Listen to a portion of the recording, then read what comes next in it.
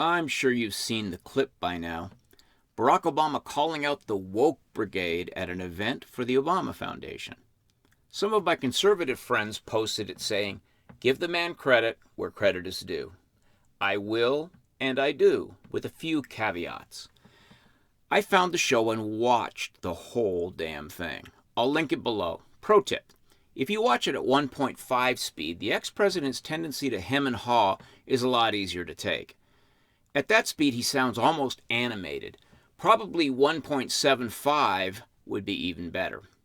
I did cut some of his longer pauses just for brevity. Anyway, here's the clip at actual speed. And you're never going to, this idea of purity and you're never compromised and you're always politically woke and all that stuff. You should get over that quickly. The world is messy. There are ambiguities. People who do really good stuff have flaws. People who you are fighting may love their kids and, share certain things with you. And I think that one danger I see among young people, particularly on college campuses, Malia and I talk about this. Yara goes to school with my daughter. But I do get a sense sometimes now among certain young people, and this is accelerated by social media, there is this sense sometimes of the way of me making change is to be as judgmental as possible about other people. And that's enough. Like if I tweet or hashtag about how you didn't do something right or used the wrong verb, or then I can sit back and feel pretty good about myself because, man, you see how woke I was? I called you out. Good. Thank you, Mr. Obama. This is all true, but it would be nice if you weren't so damned careful not to offend the hot-headed jackals of the hard left. They need a severe scolding right about now, not a carefully couched statement that wouldn't intimidate a preschooler. We need a little more Jordan Peterson here and a little less Mr. Rogers. But at least he said something. He said a lot of other stuff, too. Perhaps the man has had an awakening. More likely, he was kind of faking his way through his whole social justice adventure in the first place. He might even be subconsciously calling himself out in this next clip, talking about people running for office for no good reason.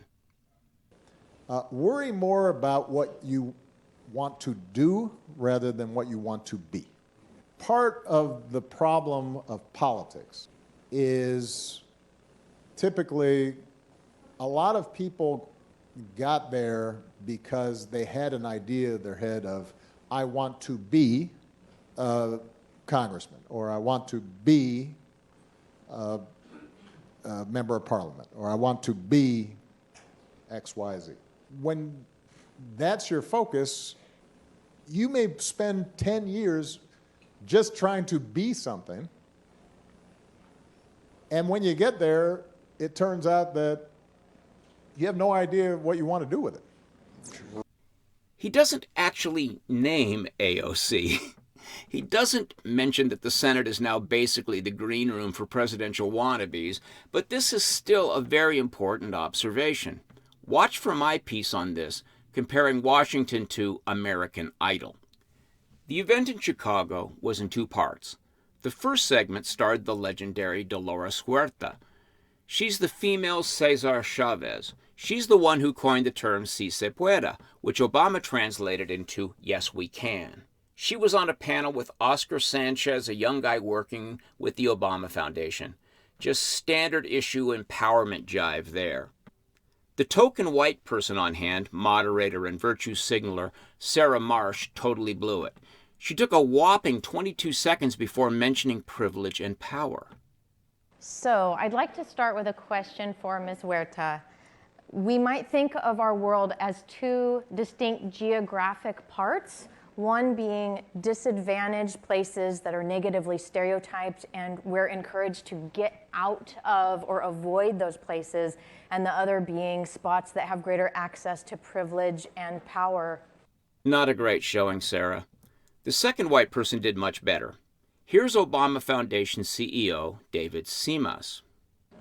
Wow. What can I do where I am? What can I do to make things a little bit better where I live? That's the question that Toni Morrison asked as a young editor during the middle of the civil rights movement. Less than 14 seconds before mentioning Toni Morrison and the civil rights movement. Yes! To Obama's credit, he at least tried to get the others to talk about real-world solutions. Everybody else was rehashing the oppression orthodoxy in that weird lingo these people speak. A bunch of young socialists fresh out of college preparing for a life of telling other people how to think and act. And here comes a former president who ran on his activist history and is now basically doing a commercial for free enterprise. Here he is contrasting leadership summits in Europe and Asia. The difference between demanding change from government and creating economic growth. If we were doing it in most European countries, a lot of the young leaders were, overtly political. They'd be human rights activists, or they would be, young parliamentarians, and they would be challenging the status quo and protesting and et cetera. When we went to Asia, so for example, in Vietnam, we had a young leaders corps, I think eventually had like 70,000 members online who would meet and discuss strategy, et cetera. Most of them were entrepreneurs, so they were couching their work as business in a country in which business was welcomed.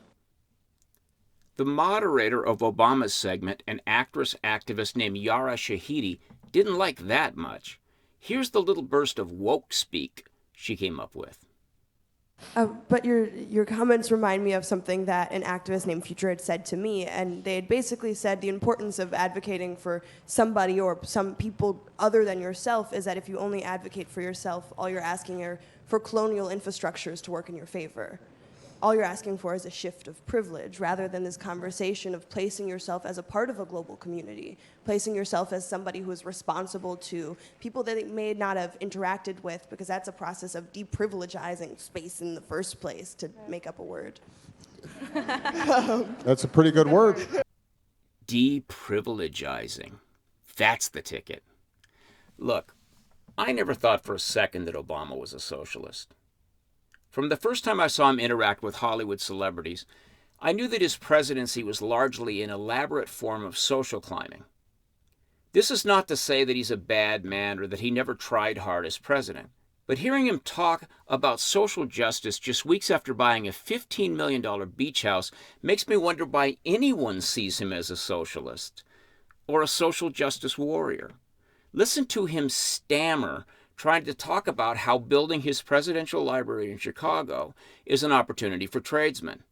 Look at him struggling to say the words, multi-million dollar. Everybody in that room knows that he and Michelle cashed in shamelessly.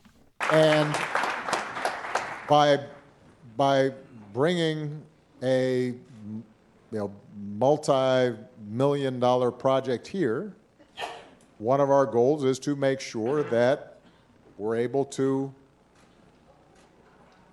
create new opportunities for the young people who live here. In one of the sessions, Charles Barkley was talking about how he gets frustrated that not enough young men in the African American community go into the trades, being a plumber, electrician.